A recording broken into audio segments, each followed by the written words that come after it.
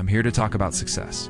The first rule of success is to have a vision. If you don't have a clear idea of where you're going, if you don't have a goal, you'll drift and never actually arrive anywhere. I was born in 1947 in Austria after World War II, and I consider myself fortunate to have discovered my vision early on. I didn't enjoy growing up in Austria. I couldn't wait to leave. I couldn't imagine myself becoming a farmer or working in a factory, even though that's what my parents envisioned for me. But their vision wasn't mine. My vision was entirely different. I always felt I was meant for something special, something unique, something big. Then one day in school, I was 11, and we watched a documentary about America's massive skyscrapers, big bridges, wide freeways. Everything about it amazed me. I knew instantly that's where I want to be. I didn't want to stay surrounded by small farmhouses and modest buildings. I wanted to go to America. One day after school, I passed by a store in Graz and went inside. I found a bodybuilding magazine with Reg Park on the cover. He was a 3-time Mr. Universe and had played Hercules on the big screen. I looked at that and thought, this is the blueprint for my life. I wanted to become a bodybuilding champion like Reg Park, get into movies like him, and become rich and famous as he did. It felt amazing to have that level of clarity, to know where I was headed. Most people go through life without direction, but I had purpose. I knew I was going to be a bodybuilding champion. It was just a matter of figuring out how to do it. That clarity made everything easier. People often ask me during my training days, why do you work out so hard, 5 or 6 hours a day, and still smile while doing it? And I told them it's because I had a goal. Right in front of me was the Mr. Universe title.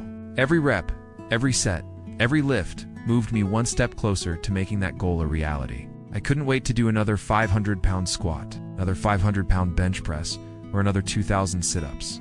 Every exercise brought me closer. By age 20, I went to London and won the Mr. Universe title as the youngest in history because I had a clear goal. Let me tell you, visualizing your goal and chasing it makes everything more rewarding. You must have a purpose. No matter what you do in life, purpose is essential. Today, 74% of people in America report hating their jobs. It's not very different in Europe either. Most people don't truly enjoy what they do. They take jobs because they have to, not because they're part of any larger vision. They drift, and when a job opens up, they take it out of obligation. Work becomes a chore. It's not enjoyable. It's only about a quarter of people actually enjoy their work, and that's shocking when you think about it. I felt incredibly lucky because I knew what I wanted. It's like a medical student studying with certainty they want to be a doctor. It gives you direction. The same applies in politics.